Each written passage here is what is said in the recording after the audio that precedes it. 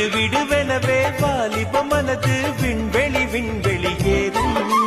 மன்னவா ஒரு கோயில் போ இந்த மாளிகை எதற்காக? தேவியே என் ஜீவனே இந்த ஆலயம் உனக்காக.